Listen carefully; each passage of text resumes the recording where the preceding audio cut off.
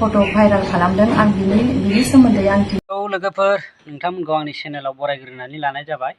आं दिनै मानि सायाव भिडिअ लाबोदों नोंथांमोना एसेबाबो हमनो हाखादों नङा होनबा लोगोफोर।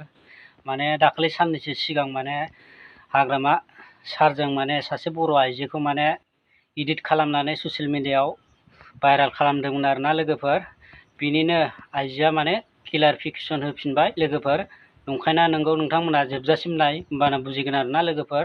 आं भिडिअखौ होना होनि नोंथांमोना जोबजासिम नायबानो जाबाय आरो लोगोफोर। स' लोगोफोर बिदिब्ला नायलां आरोना आं भिडिअखौ होना होनि लोगोफोर। खुलुमबाय।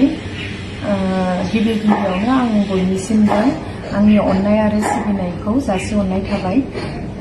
आंनि मुङा मृदुला बसुमतारी। आङो बिटिआरनि CWCनि मेम्बार। दिनै आङो ससियेल मिडियायाव फैनायनि गुबै थांखियानो जाहैबाय थांनाय 24 खालाराव माने आंनि जि आं फेसबुक ससियेल मिडियायाव आं नुनो मोनदों आंखौ माने जोंनि बारग'सिब हाग्रामा महिलारि सारजों जितु मोनसे गाज्रि फट' एडिट मेकिं खालामनानै जितु भाइरेल खालामदों। माखासे पेजाव आं नुनो मोनदों बे पेजनि मुङानो जाबाय वांजां पेज। बे पेजाव माने ओरैबायदि गाज्रि फट' भाइरेल खालामदों आं बिनि सोमोन्दै आं दिनै क्लियारिफिकेसन होनो होननानै फैदों। बे फट'आ एकदम मिसा।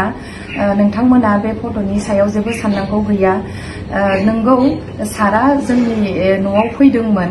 बाहाय आंनि हासबेन्डबो दं आरो प्लास आंनि फिसालाबो दङ। बे सारा माने आंनि फिसाइजों मोनसे खामानि रायलायनो लागा दंमोन जोंहा पार्टि मेटार। बेखौ लानानै आंनि फिसाइजों रायलायनो थाखाय फैदोंमोन हाग्रामा सारा। बेखौनो माखासे मानसिया माने षड़यन्त्र खालामनानै माखासे फेसबुक पेजाव बानसावदों।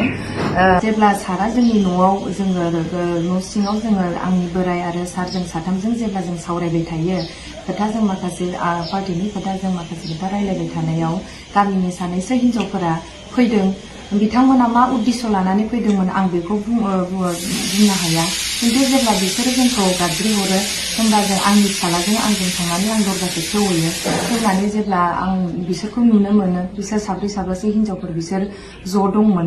ओमफ्राय आं बिसोरखौ सोंदों मा खौरां, मा उद्देश्य लानानै फैदों। जेब्ला बिदि सोङो बिसोरो सोंदों नोंसोरनाव सोरबा आलासि दंफैयो नामा होनो। थिग बे टाइमावनो आं होनदों औ जोंनाव आलासि दंफैयो। बिदि बुंनाय लेखा बिसोरो आलासिखौ नायनो होननानै बुंबाय। आं होनबाय औ नायजायोथ'। जेब्ला बिसोरो न' सिङाव आलासिखौ नायनो होननानै थाङो अब्ला बिसोरो जोंनि मानाव गेदेर हाग्रामा महिलारि सारखौ नुयो। होमबा बिसोर गावसोरनो नुनानै माथो हाग्रामा सारसो होननानै गावसोरनो शक जानाय बायदि जानानै बाहेर फारसे ओंखारबोफिनो। जेब्ला बाहेर फारसे बिसोर ओंखारबोफिनो गावसोरनो गावजों गाव सावरायलायनानै माने आंनि सिगाङाव बिसोर बुङो जों माने गोरोन्थि जाफ्लांबाय। माने जों एसे दस्रा एसे उद्देश्य लानानैसो फैदोंमोन, जों हाग्रामा महिलारि सारखौ फैदोंमोन होननानै सानाखैमोन। बिदि होननानै गावसोरनो जोंजों मोजां सावरायलायनानै गामिनि मानसिफ्रा ओंखारलाङो। बेखौनो लानानै माखासे सुथुरा पलिटिकेल इस्यु खालामबाय। माने अखानायै 24 माने अक्ट'बर खालि माखासे पेजाव जों नुनो मोनबाय जे वांजां पेज आरो बर'सा पेजाव माखासे गाज्रि माने फट' हाग्रामा महिलारि सारजों आरो आंनि फट' एडिट खालामनानै भाइरेल खालामनाय नुनो मोनबाय।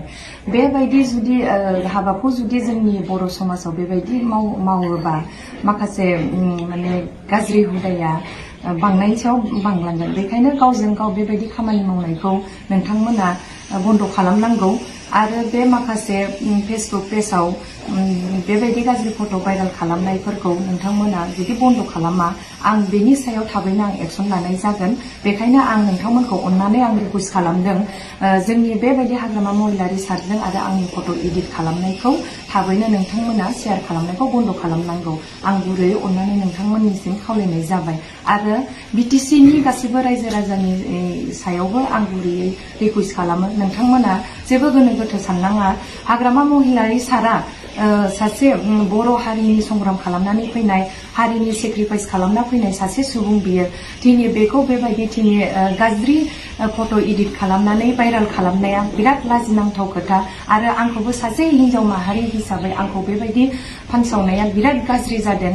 बेबायदि खामानिखौ जुदि मावबाय थायो होमबा समाजा बिराद गुबुंले जालांगोन। जोङो माने मोजां लामाजों आगान सुरनांगौआ बेबायदि लामाजों जुदि थांबाय थायोबा बुहुत समाजा गुबुंले जागोन। आरो आं मोनसे खोथाखौ आं बुंनो सानदों दिनै मोजां जुदि नोंसोरो रियेल घटनाखौ जुदि मिथिदोंमोनबा दिनै नोंसोर मोजाङै जुदि डिटेल्सखौ लायालासिनो दिनै आंखौ गथ' सानैनि बिमा बुंदों। आंहाथ' गथ' सानै नङा, आंहाथ' फिसा सासेल'। मारै नोंसोर बुंनो हाखो? बेफोरावनो जों बुजिनानै मोनो नोंसोर माने माखासे खोथा माने बानसावनानै जोंनि हाग्रामा महिलारि सारखौ नोंसोर माने फासायनाय पलिटिकेल इसु खालामनानै। बेखायनो आङो नोंथांमोननि सायाव आं गुरैयै खावलायनाय थाबाय, अननानै नोंथांमोना माखासे गाज्रि फेसबुकआव ससियेल मिडियायाव बुंनायफोरखौ बन्द' खालामनांगौ। आं दिनै बेखिनिखौनो बुंनानै दोनथ'नाय जाबाय। गोजोन्थों। नंगौ, बे आंनि दा बुंगासिनो दं बिसि बुंनाय रावा एकदमबारे नंगौ। बेखौ जोङो गासैबो जोङो हमनो हायो। जाखिनि भिडिअ बा जाखिनि माबा होबाय दङ बेफोरो एकदमबारे नंखाय। मानोना आंबो एकदम लोगोआवनो दंफाखायो, आंनिनो आरो गथ' सासे दङ बेबो दंफायो। बेखौ खुनु जोंनि रायजो राजाफोरा खुनु आदारवाइज साननो नाङा। जोङो एकदमबारे जोङो खालामो आरो।